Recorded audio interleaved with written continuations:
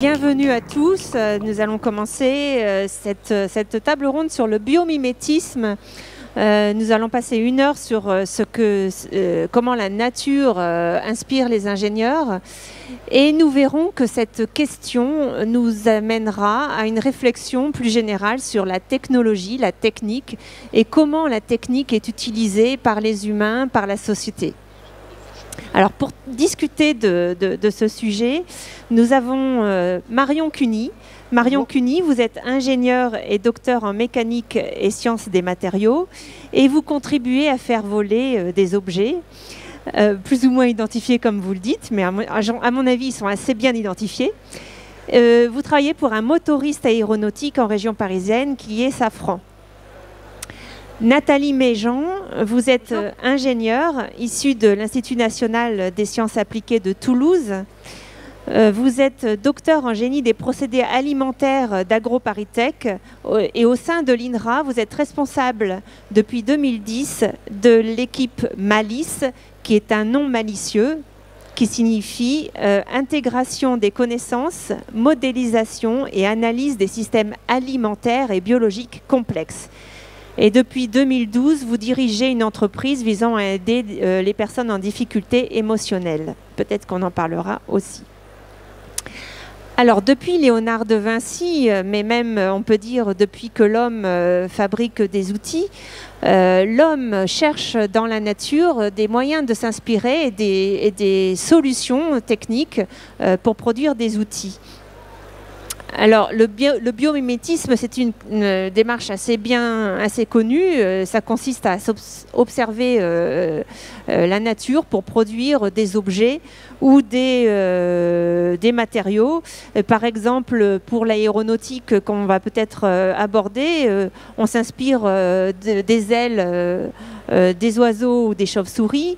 On fabrique des matériaux imperméables en s'inspirant de la structure des feuilles du lotus et on peut aussi fabriquer des velcro. Alors tout ça, ce sont des sujets les plus connus.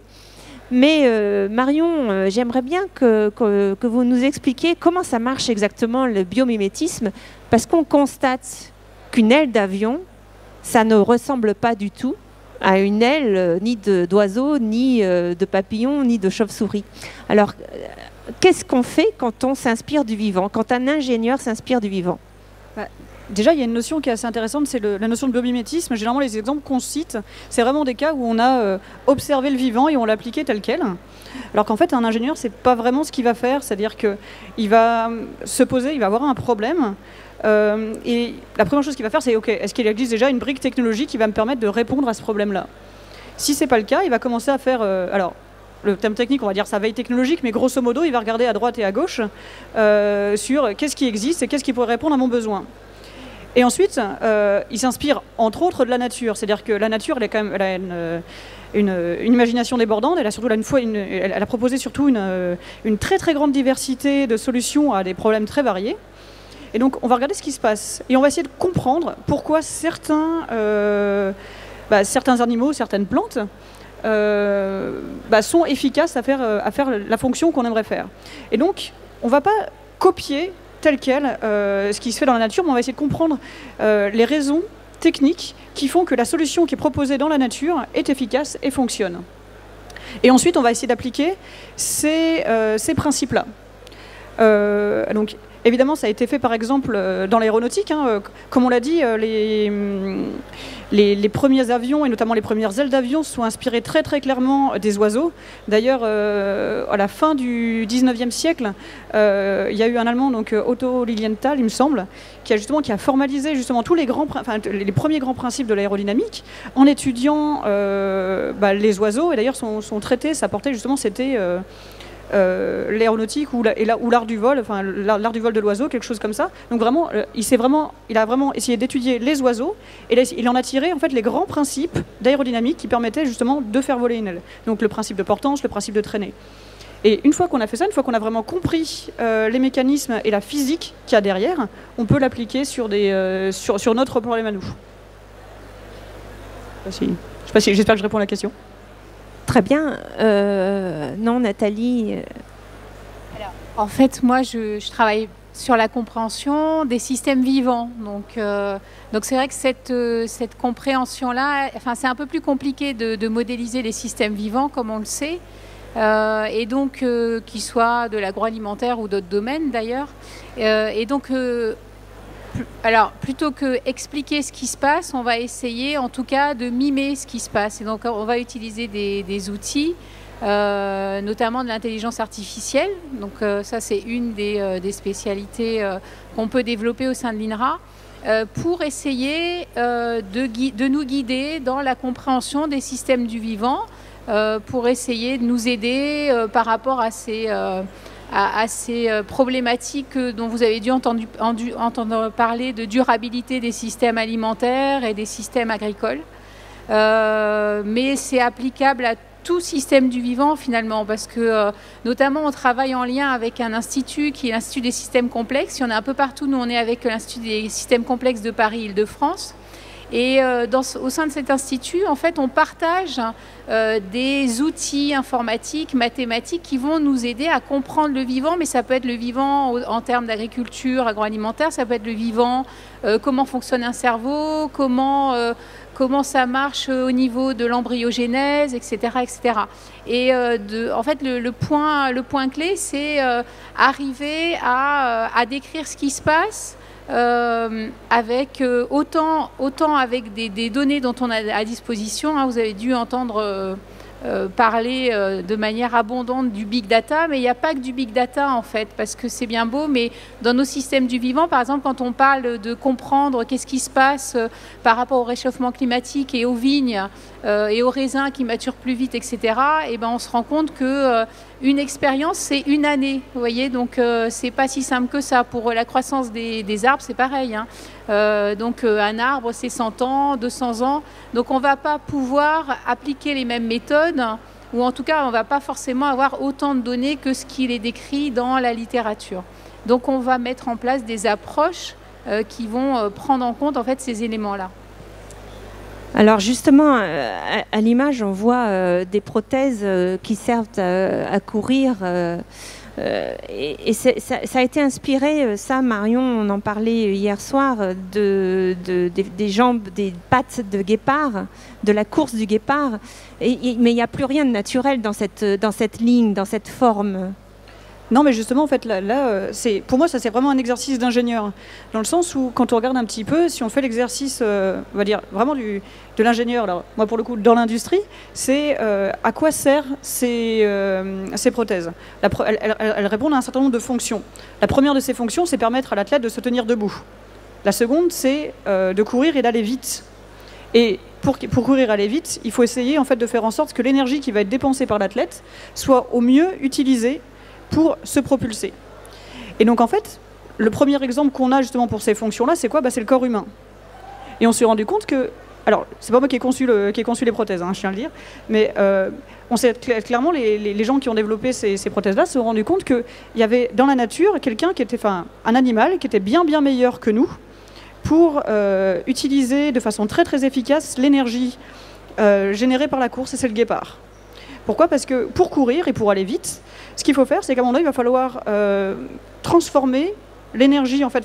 Ce que permet de faire cette prothèse, c'est ce que permet de faire en fait notre talon d'Achille, et ce que permet de faire les pattes du guépard. C'est-à-dire qu'au moment où votre pied frappe le sol, il y a une partie de l'énergie en fait qui va être absorbée par le sol, et donc qui va être dissipée. Et donc c'est l'énergie perdue, c'est l'énergie qui est dépensée pour rien, et c'est l'énergie qui empêche, entre guillemets, l'athlète d'aller vite. Ce que permet de faire la patte du guépard, ce qu'elle fait beaucoup mieux que la nôtre, c'est qu'en fait, elle va absorber l'énergie de choc, la stocker sous forme élastique, et elle va la restituer, en gros, pour faire rebondir le pied au moment où la chaussure va quitter le sol. Et donc, en fait, le guépard est beaucoup plus efficace que nous pour répondre à cette fonction bien précise. Et donc, ce qu'ont fait les ingénieurs, c'est qu'ils ont conservé justement quelle était la fonction, quelle était la méthode qui était utilisée, et ils ont vraiment gardé le grand principe. Le guépard est meilleur parce qu'il absorbe beaucoup mieux l'énergie et il la restitue de façon bien meilleure. Et ce qui est très intéressant aussi, c'est qu'il y a une autre inspiration de la nature qui est cachée dans cette prothèse. C'est-à-dire que c'est des matériaux composites. Et là, pour le coup, les matériaux composites, on en connaît un autre dans la nature, qu'on utilise tous et qu'on voit tous les jours. Ça s'appelle un arbre. Là, c'est pareil. Et donc en fait, clairement ici, ce qu'ont fait les ingénieurs, c'est vraiment poser fonctionnellement le problème, chercher les configurations qui répondaient le mieux à ce problème-là, et ensuite essayer justement de comprendre pourquoi et de les appliquer. Nathalie Méjean, dans votre domaine, vous utilisez beaucoup ce qu'on appelle de l'intelligence artificielle, c'est-à-dire des machines avec des algorithmes dedans pour vous aider à prendre des décisions.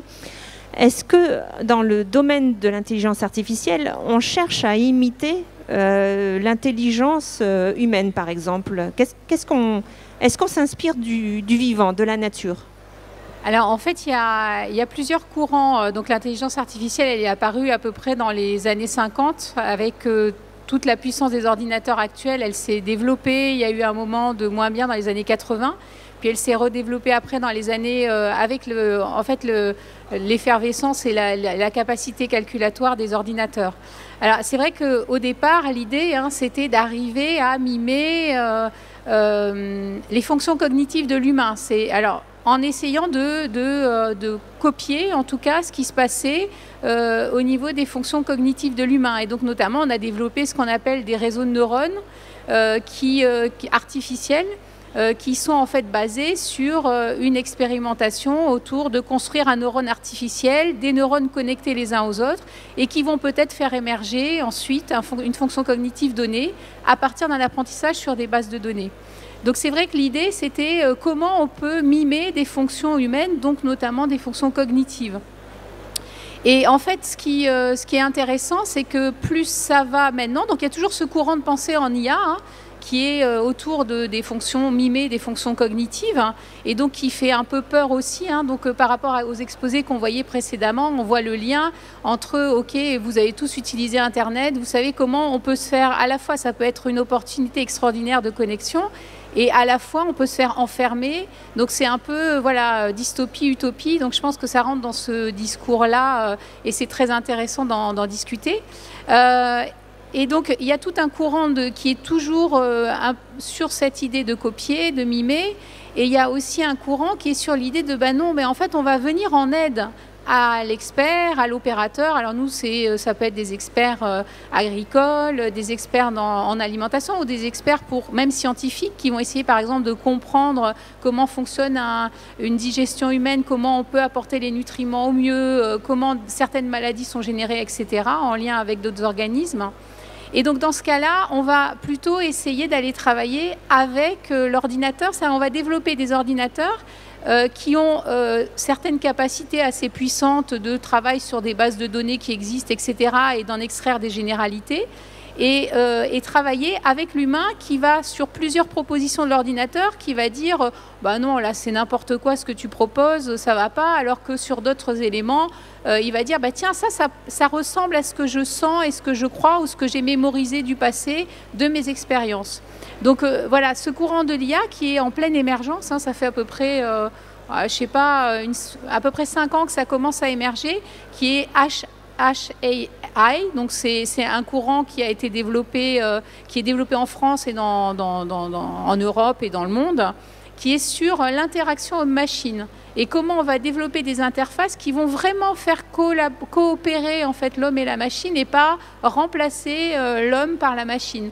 Donc c'est avec toutes ces questions d'éthique qu'on va avoir derrière. Alors, la nature a bénéficié de millions d'années, de centaines de millions d'années, voire de milliards d'années pour aboutir à ce qui marche aujourd'hui. Comment la technique remplace ce manque de temps, du coup comment la technique évolue, elle, de son côté? Marion? Est-ce qu'on ne dispose pas de tout ce temps pour améliorer les systèmes? Est-ce qu'il faudrait laisser des éléments techniques évoluer par eux-mêmes? Alors ils le font. C'est-à-dire que clairement, on n'est pas au niveau de l'évolution, c'est-à-dire que clairement l'évolution a quand même l'art et la manière de produire des milliards et de solutions possibles, mais quand on regarde un petit peu comment fonctionne l'apparition d'une nouvelle technologie et comment est-ce qu'elle se répand pour finalement obtenir un truc fonctionnel, il y a quand même une phase au tout début où il y a plein d'idées qui ça part un peu dans tous les sens, et au final on finit progressivement par converger par quelque chose qui est une solution à peu près optimale. Donc c'est pour ça que plus la technologie est mature, plus c'est compliqué d'avoir de meilleures performances, hein, parce qu'on a un effet asymptotique, hein, mais clairement, alors on bénéficie pas autant de de temps que la nature et que l'évolution. Par contre, ce qui se passe, c'est que contrairement à la nature et contrairement à l'évolution, nous on a un objectif. C'est-à-dire que la nature, entre guillemets, le principe de l'évolution, c'est pas je vais construire quelque chose d'optimal. C'est je vais partir dans tous les sens et les solutions qui fournissent, les caractéristiques, les spécifications qui fournissent un bonus qui permet à l'être ou à la plante de survivre, va perdurer. Justement, la nature, par contre, du coup, c'est pas un ingénieur. C'est-à-dire qu'un ingénieur, il sait exactement, a priori, il essaye de savoir ce qu'il cherche à atteindre, et il va, du coup, plus facilement converger. Par contre, contrairement à la nature, il est vachement plus sensible au biais de chemin. C'est-à-dire que selon l'idée initiale qu'il aurait eue au départ, qui va lancer sa création, il va arriver à certaines solutions plutôt qu'à d'autres. Je suis totalement d'accord avec cette idée-là. Donc on sait qu'on a mis en place par exemple des systèmes de surveillance dans les digues, etc., où on va mettre plusieurs modèles et ils vont tous capter des informations à peu près similaires, mais avoir un traitement de l'information derrière qui est différent. Et ensuite, ils vont évoluer et ils vont se coordonner de manière à pouvoir détecter s'il y a des problèmes de défaillance ou pas. Mais au-delà de ça, il y a aussi tout un questionnement. Alors je reviens à l'IA, hein, parce que c'est un peu mon terrain de jeu, mais il y a tout un questionnement qui est assez fascinant sur est-ce que finalement on va développer des outils qui vont acquérir une conscience indépendante de la nôtre. C'est-à-dire que finalement, le père, la mère, ce qui a créé, c'est l'homme, hein, ces systèmes d'intelligence artificielle. Mais derrière, on sait qu'on va apprendre sur des données qui sont à disposition et ça va générer en fait des modèles mathématiques, des modèles informatiques qui eux-mêmes vont avoir une propre conscience de ce que, en tout cas, proposent certains chercheurs qui vont avoir une conscience propre. Mais pas au sens de la conscience complète dont on l'a définie au niveau humain. Mais par exemple, quand on écoute Kasparov, je ne sais pas si vous avez vu des vidéos de Kasparov récemment, mais qui dit que attention, arrêtez d'être en lutte contre la machine et on peut s'appuyer sur la machine et l'intelligence artificielle pour s'aider et pour avancer dans notre monde, parce que justement il y a cette capacité aussi de la machine à apprendre des choses sur des bases de données qui vont donner des informations complémentaires à l'humain et travailler avec l'humain. Si c'est bien sûr si les règles ont été bien posées éthiques par rapport à tout ça.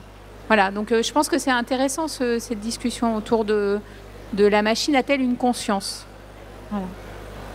On est presque dans le roman L'âge de diamant, c'est ça, où on a des mythes qui sont des nanotechnologies qui partent dans la nature et qui finissent par évoluer par elles-mêmes.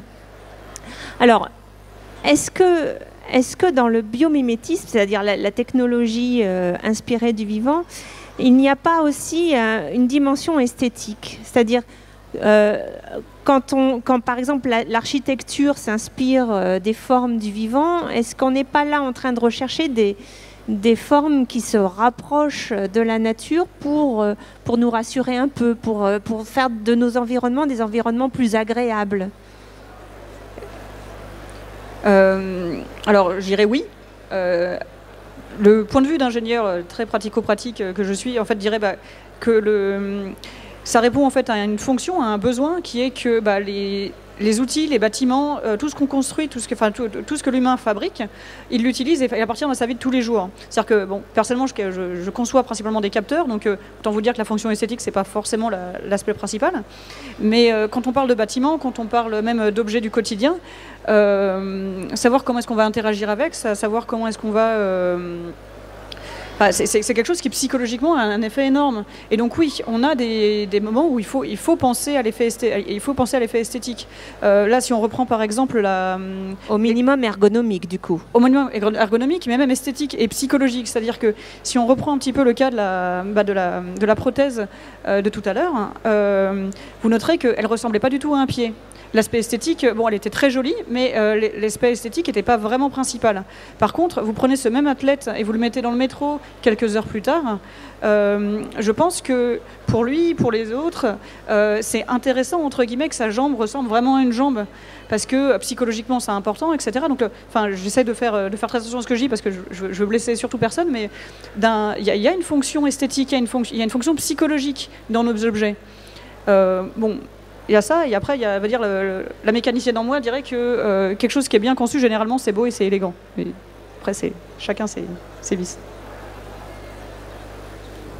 Je n'ai pas plus que ça, on ne travaille pas forcément plus que ça sur les aspects esthétiques. Donc, mais c'est vrai que les dimensions psychologiques, adhésion, donc éthique aussi, sont très importantes. Et dans l'agriculture, notamment, quand on s'intéresse à tout ce qui sont les champs de l'agriculture numérique, c'est des éléments qui interviennent, bien sûr, au niveau de l'acceptabilité, le sensoriel. Mais bon, donc c'est pas esthétique, mais ça rentre. Voilà, c'est indirectement tous les aspects sensoriels de l'alimentation. Ce sont des dimensions qui sont fondamentales pour nous. Et puis si on regarde un petit peu justement sur les connotations justement des formes et de l'esthétisme, il y a quelque chose qui m'a toujours marqué, je ne sais pas si vous avez remarqué, donc je vais citer les films comme de Miyazaki, où il y a pas mal d'objets volants. Quand on regarde un petit peu, donc il y a le personnage de Nausicaa, donc de la vallée des vents, qui a une aile volante, et elle est très belle, elle est très épurée. Elle est très très proche justement d'un design naturel, et c'est quelque chose qui a une connotation très positive. Déjà bon, aussi parce que il est attaché au personnage, qui est un personnage très positif et également un peu champion de la nature. Mais à côté de ça, on a aussi d'autres, soit dans le même film, soit alors dans les films comme par exemple Le Château ambulant, les choses comme ça. On a d'autres éléments, objets volants. Et là, pour le coup, qui sont vachement plus difformes, vachement plus éloignés en fait de la forme de l'oiseau, qui ressemblent plus à des vers ou des mille pattes, des choses comme ça. Et donc en fait, rien que la forme qu'ils représentent, la forme qu'ils ont, a une connotation plutôt négative. On sait que c'est pas forcément des objets qu'on voudrait voir traîner dans le ciel. Et dans le château ambulant, c'est clairement des objets de guerre. Donc, clairement, l'esthétisme et la connotation naturelle des objets, oui, a un impact psychologique important. Alors, ça nous mène à la question éthique. On commençait à en parler un petit peu avec Nathalie Méjean. Qu'est-ce qu'on en fait de ces objets ? Et le design, c'est la question de l'objectif de la technique est très important. Par exemple, pour un nid d'abeille, on peut l'utiliser, on peut s'en inspirer pour faire des matériaux nouveaux. On peut aussi s'en inspirer pour faire des capsules hôtels. Là, on a un autre exemple, c'est dans Matrix, je crois, cette image, qui s'inspire de la fourmilière. Est-ce que la dimension éthique, comment elle intervient dans la conception des objets ou dans la conception de l'intelligence artificielle et ce que vont devenir ces objets ?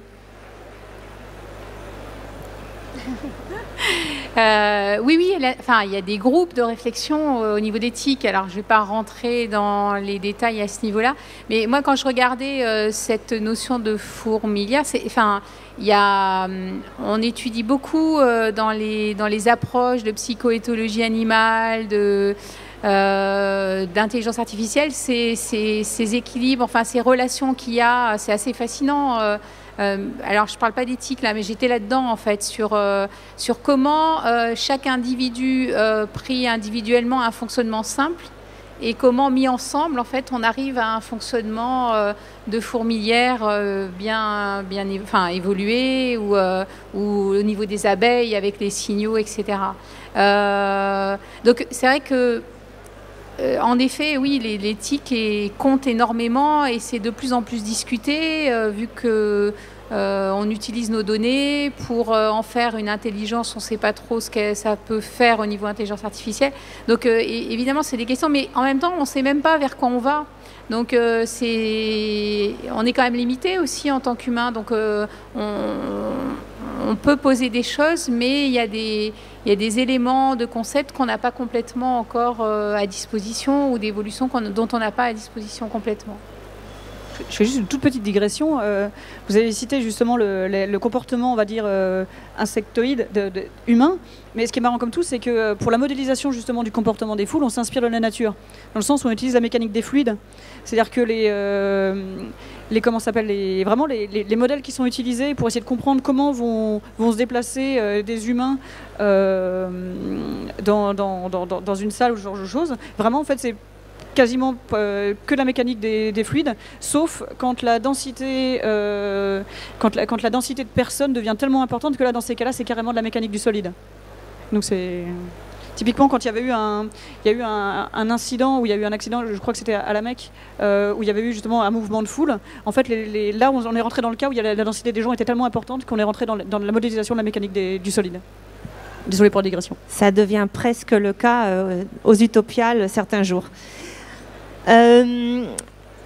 Alors, je voudrais revenir sur une question. Quand on fait de la bio-inspiration ou du biomimétisme, en fait, du coup, par définition, on s'inspire du vivant.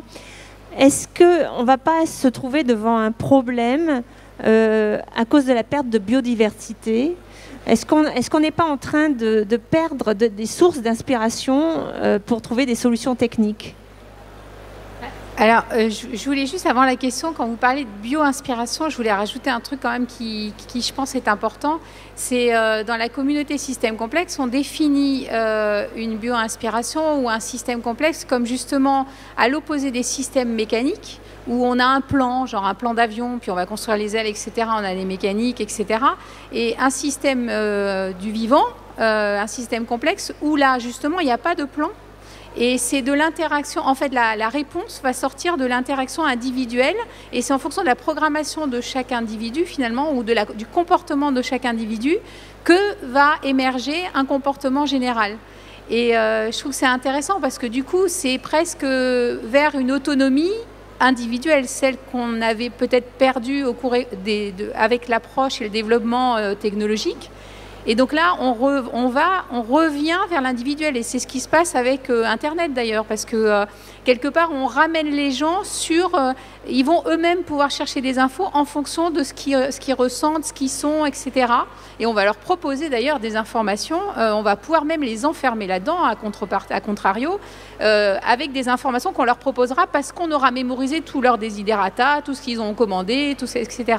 Mais quand même, il y a une notion qui arrive et qui est vraiment une vraie révolution, c'est le retour à l'individu, mais à la différence de chaque individu. Et comment de cette différence-là va émerger en réseau, va émerger quelque chose va émerger une information, etc. Donc ça, on essaye de le représenter, mais du coup, l'un des écueils, c'est qu'à force de le représenter, ce que je disais tout à l'heure, on peut revenir finalement à une conscience qui va être un peu indépendante de nous, des modèles qui vont être un peu différents. Mais en tout cas, c'est passionnant, et c'est passionnant, nous, dans notre domaine, en agri-food, c'est très intéressant d'appliquer ou d'utiliser ces méthodes, ou de les développer, de les adapter, en lien avec des laboratoires plus fondamentaux, parce qu'on a tout le temps affaire aux vivants dans nos cas. Et donc, à affaire aussi aux experts qui vont... qui vont essayer de driver le vivant pour des récoltes, pour produire, etc.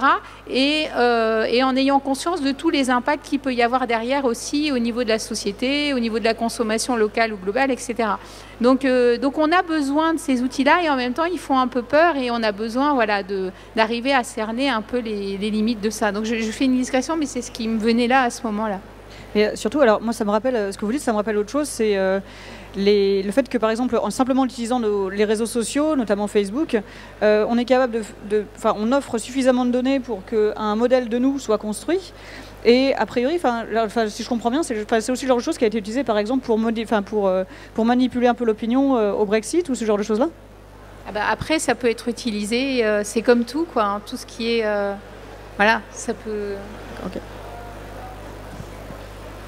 Alors, je voulais parler des nouvelles pistes de recherche actuelles qui sont la bio-inspiration. La bio-inspiration, par différence au biomimétisme, c'est s'inspirer du vivant, mais plutôt des écosystèmes pour réorganiser, revoir les organisations humaines comme les systèmes industriels, comme les systèmes agricoles, en s'inspirant des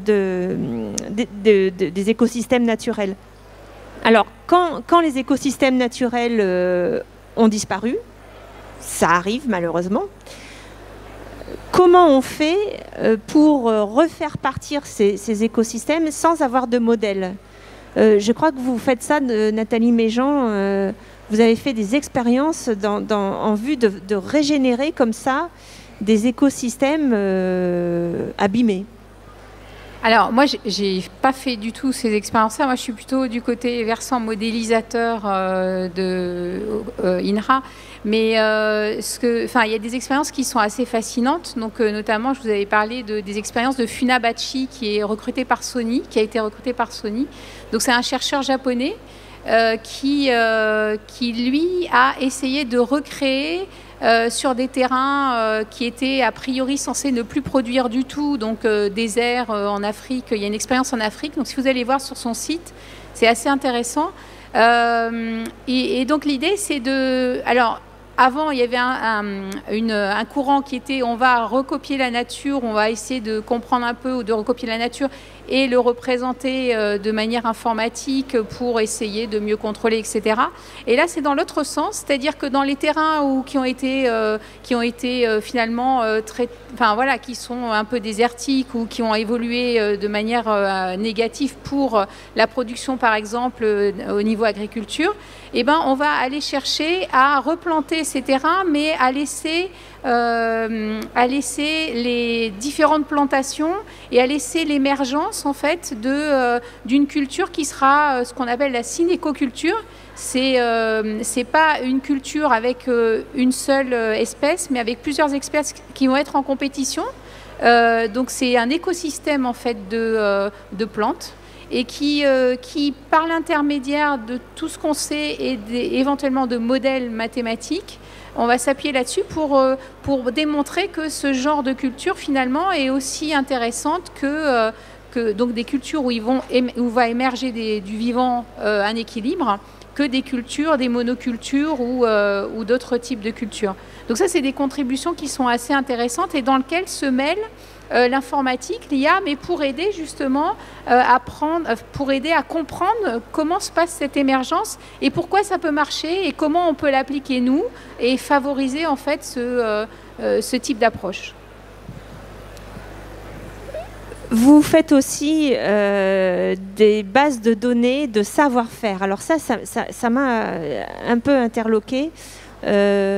Comment on peut mettre en boîte des savoir-faire humains concernant, par exemple, des cultures, une manière de produire de l'agroalimentaire, et comment vous en tirez des méthodes plus efficaces de culture qui s'adapteraient aux nouvelles conditions de culture?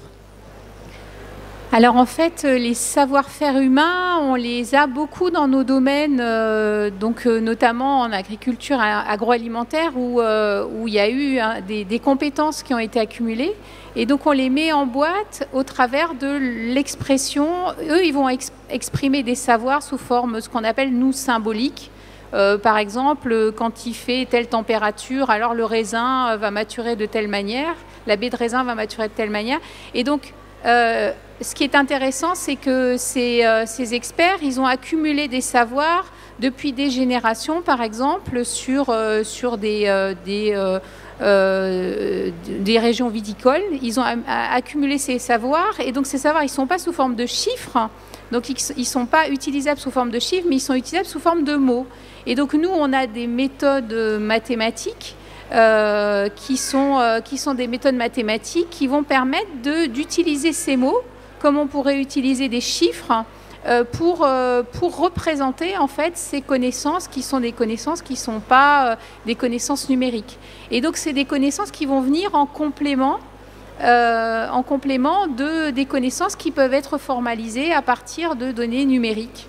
Et donc qui vont permettre notamment d'avoir accès à des savoirs qui sont ancestraux ou des savoir-faire, par exemple savoir-faire d'un affineur fromager qui va expliquer comment on peut, comment des écosystèmes sur un fromage se mettent en place et qu'est-ce qu'il faut, quelles sont les pratiques qui permettent d'amener par exemple un fromage à l'optimal pour certaines conditions, etc. Enfin ça c'est un exemple parmi d'autres, hein, mais voilà, comment on peut s'appuyer sur les savoir-faire humains.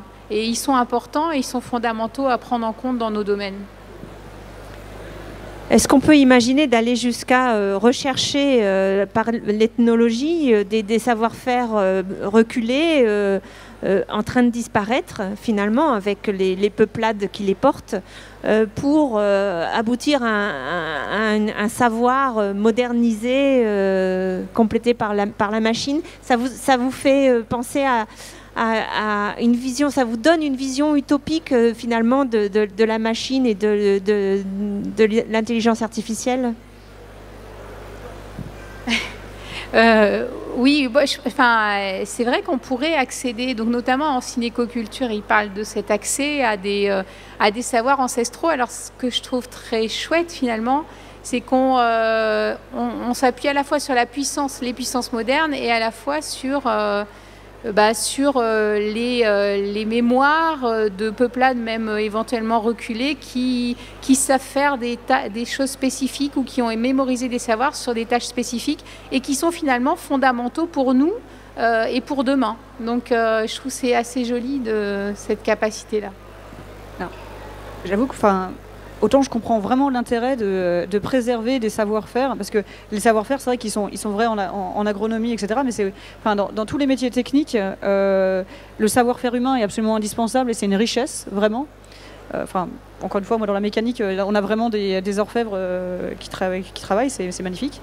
Après, je dois admettre que mon petit côté lectrice de science-fiction un peu flippé, faut aussi la dystopie qu'il peut y avoir là-dedans, parce que clairement, je pense que ça sera. Alors, je vais dire un gros mot, c'est quand même un grand rêve capitaliste que d'emmagasiner justement le savoir-faire humain, en gros, d'en déposséder les gens.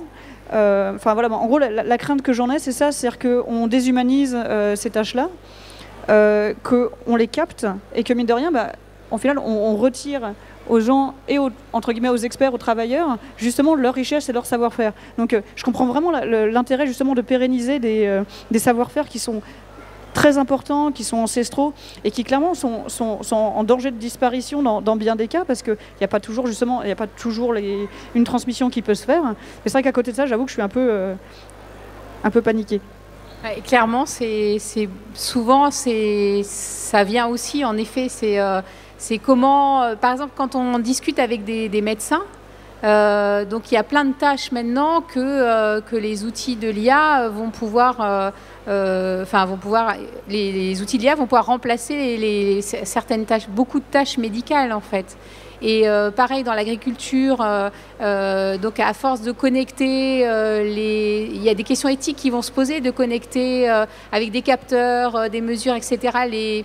Les tracteurs, donc de tout voir au niveau de ces connexions. Un des risques, c'est de déposséder finalement l'agriculteur de ses savoir-faire. Donc c'est vrai que c'est un challenge, mais c'est comme tout, c'est-à-dire que c'est un équilibre entre pouvoir avancer ensemble avec des outils qui sont assez fascinants et puissants, et puis quand même faire en sorte que ça ne nous réenferme pas ou retombe pas dessus pour nous enfermer dans des dystopies plutôt désagréables, quoi. Et comment on fait justement cette opération-là de réappropriation des techniques par les humains, c'est-à-dire empêcher la machine de remplacer l'humain? Comment on fait? Est-ce qu'il y a un design éthique by design qui permet une réappropriation utopique des savoir-faire? Alors moi, pour le coup, c'est une question que je me pose tous les jours, donc j'ai vraiment pas la réponse. C'est-à-dire qu'une partie de mon métier, ça consiste justement à continuer d'apprendre et à améliorer mes compétences personnelles, mais également à transmettre tout ce que j'ai transmis aux jeunes ingénieurs qui arrivent dans mon entreprise. Donc de transmettre ce savoir-faire-là. Donc une partie de cette fonction-là, justement, c'est de le capter, c'est de l'écrire, c'est de le formaliser, c'est de le mettre dans des bases de données, etc., etc. Mais à côté de ça, de faire en sorte que, attention, justement, l'aspect humain ne disparaisse pas, en fait. Mais clairement, moi, j'ai pas la réponse à cette question. C'est vraiment, je pense que, je suis peut-être pas forcément la mieux placée aussi pour y répondre, mais je pense que c'est vraiment le gros dilemme, la grosse question qu'on se pose quand on essaye justement de développer une technologie, de capitaliser un savoir-faire sans le dénaturer et sans en perdre justement l'humanité qui va avec. Moi, j'ai pas non plus de réponses. Mis à part que je suis assez optimiste dans le sens où je pense qu'on est au b.a.-ba de découverte sur nos capacités propres d'évolution. Et que donc peut-être que demain, ce que feront les machines, ce sera des tâches que nous, on fera pas parce qu'on aura évolué, on fera d'autres choses. Donc quand on regarde, un cerveau, en fait, les informations qu'il peut traiter, c'est 15 bits par seconde. La capacité d'un cerveau, c'est 1 million, grosso modo, j'arrondis, mais 1 million de bits par seconde.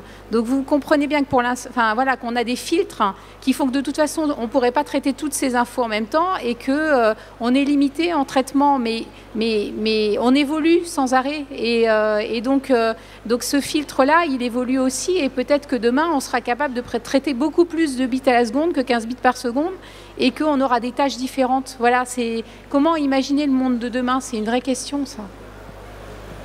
Après, il y a quand même une chose qui me rend optimiste, c'est que les robots, par exemple, on a prédit pendant très longtemps que les robots allaient intégralement remplacer les humains. On voit que c'est pas le cas. C'est-à-dire que sur certaines tâches ultra précises qui demandent vraiment du doigté, en fait, l'humain est bien meilleur. C'est-à-dire que même si pour les tâches, on va dire soulever des trucs lourds, bien sûr qu'une machine fera toujours mieux que ça que nous.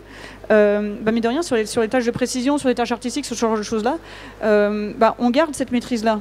Et donc je pense que ça va être aussi pareil pour les activités cognitives et de réflexion, de conception. C'est-à-dire que oui, certaines choses vont pouvoir être déléguées entre guillemets aux IA et aux machines, mais il y aura toujours une partie qui, elle, par contre, sera pas délégable, si j'ose dire. C'est-à-dire qu'une machine, une IA, si j'ai bien compris, elle se base sur le passé pour essayer de faire quelque chose du présent. Par contre, cette petite flamme d'inspiration, d'intuition, d'anticipation, elle l'a pas forcément. Et donc ça, on reste quand même... Voilà, en gros, c'est ce qui me permet de dormir la nuit, c'est de me dire que on reste justement... l'humanité reste quand même supérieure à la machine, au moins de ce point de vue-là, c'est-à-dire que cette petite flamme en plus. Bien, mais écoutez, on va s'arrêter là et on va prendre quelques questions. Vous avez sûrement des choses qui vous interpellent sur le biomimétisme, la bio-inspiration, on n'en a pas beaucoup parlé. Je pense qu'il y a des micros qui circulent.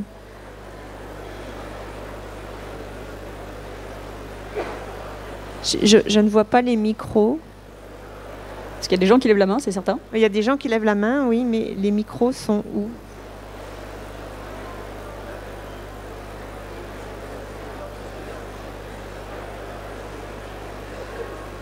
Ah, les micros arrivent. Bonjour, j'aurais une question par rapport à l'informatique. On sait aujourd'hui qu'il y a une problématique sur le stockage des données, l'énergie que ça représente et la place que ça prend. Est-ce que vous pensez qu'on peut pousser le biomimétisme jusqu'à imaginer un système de stockage qui serait similaire à l'ADN, du coup qui serait chimique, et qui ne consommerait pas d'énergie, et qui permettrait de stocker beaucoup plus d'énergie dans un espace encore plus réduit, d'information, pardon. Alors, on n'a pas de spécialiste du sujet. Alors, clairement, je ne suis pas spécialiste du sujet. Maintenant, dans votre phrase, il y a qui ne consommerait pas d'énergie. Et alors, je pense qu'il y a un principe de thermodynamique qui dit que l'énergie infinie, ça n'existe pas, les sources comme ça. Donc, j'ai tendance à croire que on peut peut-être s'inspirer de la nature. Je pense qu'il faudrait des spécialistes justement de biologie là-dessus. Mais en tout cas, ce qui est certain, c'est que ça pourrait être meilleur, mais je pense pas que ça serait à énergie nulle, clairement. Par contre, clairement, oui, la problématique du stockage de l'information, c'est une problématique qui est absolument majeure pour les années qui viennent. Bon, alors moi, je ne suis pas plus spécialiste, donc je ne vais pas pouvoir vous répondre plus que ça. Après, pour l'énergie, en effet, enfin voilà, il n'y a rien qui se perd, donc c'est un principe thermodynamique, tout se transforme. Je sais, voilà, je pourrais pas vous répondre. La seule chose, c'est qu'il y a des. Après, enfin, je diverge un peu là-dessus, mais notamment, on sait qu'il y a des plantes ancestrales, genre la spiruline ou certaines cyanobactéries, qui ont des capacités à traiter soit à se nourrir de lumière, soit à se nourrir sur un substrat, comme une cellule animale. Donc après, il y a sans doute des capacités à revenir à des explications du vivant pour comprendre comment on peut faire cette chimie. Mais voilà, j'ai pas plus de savoir que ça là-dessus. Bonjour, merci beaucoup pour cette conférence absolument passionnante qui plus est. J'aurais une question parce qu'on a évoqué, enfin vous avez évoqué évidemment, on a commencé avec les prothèses, vous avez parlé du cerveau et de ses capacités éventuellement améliorables, et évidemment de la nature qui peut inspirer les ingénieurs. Et moi je voudrais savoir si une des solutions entre ces améliorations dont vous avez parlé et notre petite échelle à nous, petits êtres humains, ce serait pas justement la recherche vers le transhumanisme et la possibilité de lier à la fois ingénierie, pratiquement mécanique, recherche en IA, etc., vers une amélioration de nos capacités dans les deux sens, même pas, oui, voilà, une amélioration de nos capacités dans les deux sens. Est-ce que ça pourrait pas arriver à ce niveau-là? Alors, clairement, je ne suis pas spécialiste du transhumanisme. Je ne le suis pas spécialement. Maintenant, ce que je sais, c'est qu'on s'est déjà fait. On a déjà commencé à améliorer nos capacités. La preuve, alors, toutes les trois, on porte des lunettes. Donc, voilà, donc oui, on a déjà commencé. Je pense que la suite viendra. Un des exemples justement où dans la science, clairement là, je pense que la science-fiction est plus à même à l'heure actuelle de répondre à ce genre de questions. Mais vous parliez d'amélioration de l'être humain, mais clairement, par exemple, là, il y avait une couverture qui circulait, qui était celle du vieil homme et la guerre. Clairement, c'est un exemple où on a le corps humain qui a été amélioré en s'adaptant du vivant, puisque c'est juste pour situer un petit peu le personnage principal, John Perry, est un vieil homme qui s'engage dans l'armée et comme cadeau à l'entrée, il a un corps tout neuf. Et ce corps tout neuf, en fait, il a comme caractéristique d'avoir des gènes de chat, entre autres, qui lui permet en fait de voir un peu mieux dans la nuit. Il a aussi des gènes qui lui permettent d'avoir une peau verte pour avoir de la chlorophylle et donc de gérer un peu mieux la transformation de la lumière. Donc oui, on peut aller dans ce genre de choses-là, mais c'est vrai que pour l'instant, je pense que voilà, on peut pas. C'est une voie d'exploration. Je pense que et la science-fiction, je pense que ça fait un bonheur de regarder ça. Non, j'ai pas de. Voilà, c'est pareil, même avis.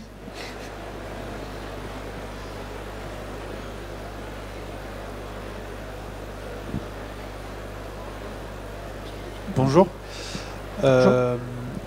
Je voulais me permettre juste un tout petit commentaire avant une question. Désolé Marion, mais il y a déjà des IA qui peignent des tableaux, qui font des symphonies, qui font beaucoup de choses très créatives. Donc j'espère que ça ne vous empêchera pas de dormir cette nuit.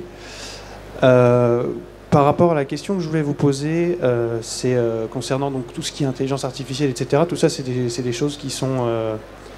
donc comme c'était dit déjà précédemment, c'est très coûteux en énergie et en matières premières. Et donc ça relève beaucoup du high-tech. Et la question que je me pose, c'est dans la perspective où le high-tech est très très largement menacé par le contexte notamment écologique, est-ce que le biomimétisme a aussi un rôle à jouer dans le low-tech ?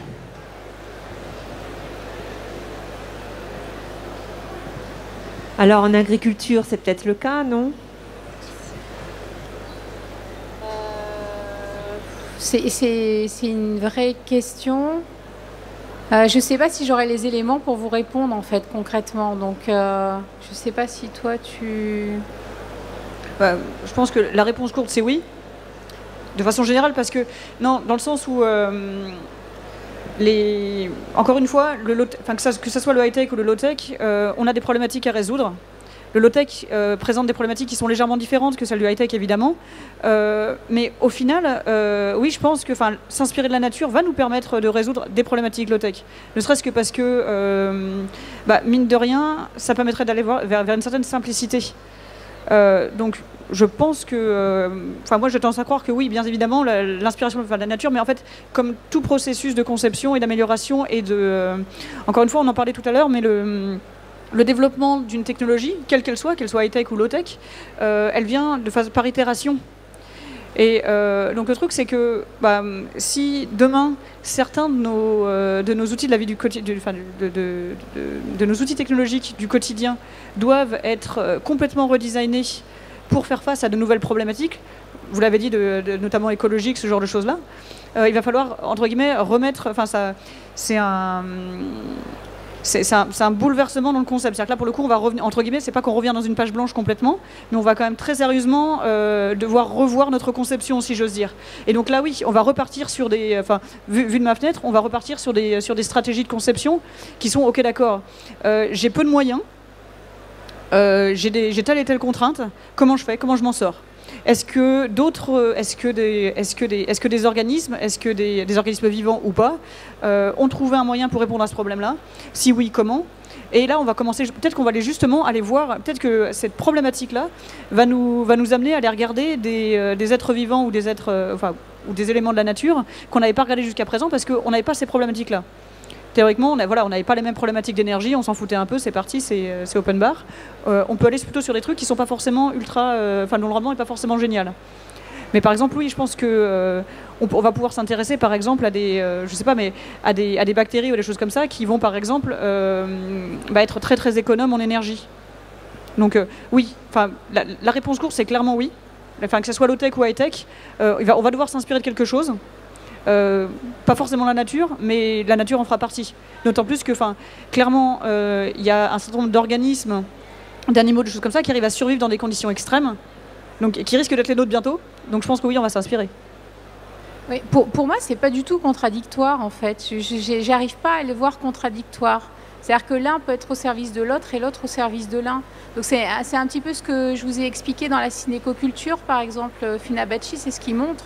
C'est-à-dire que les modèles qui sont développés sont plus pour aller appuyer un discours et aller convaincre que ça peut marcher et après donc c'est fait il y a du low-tech que l'inverse. Je pense que voilà, c'est pas forcément antinomique d'une certaine manière. Et ça nous empêche pas de revenir au low-tech derrière. Voilà.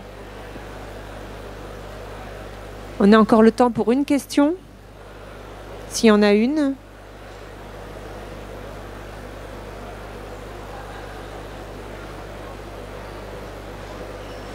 Bonjour, merci pour vos réponses et vos propos avant. Moi j'ai une question, on a beaucoup parlé d'inspiration high-tech et autres. Est-ce qu'on arriverait à s'inspirer sur des processus d'évolution relativement longs et qui permettraient par exemple d'envisager une rénovation de la planète dans les centaines d'années à venir ou d'aller terraformer une planète à l'extérieur? Donc géo-ingénierie et terraformation. Alors moi, je sais pas, déjà je peux vous dire qu'à l'INRA, on rêve, quelque part on met en place des recherches qui sont pour imaginer une planète où on va pouvoir respecter les gens, respecter les terres, etc. Donc après, entre le rêve et la réalité, dans le sens où les recherches elles sont faites aussi pour à un moment donné se concrétiser. Donc je pense qu'il y a vraiment une envie de penser différemment la planète et nos activités et ça fait beaucoup aussi cette intention-là. Donc après, est-ce qu'on peut dire que dans 50 ans ça va être effectif? Ça, je suis incapable de vous dire. Hein. Bien, merci beaucoup mesdames, merci à vous. Nous vous laissons la place à la table ronde suivante.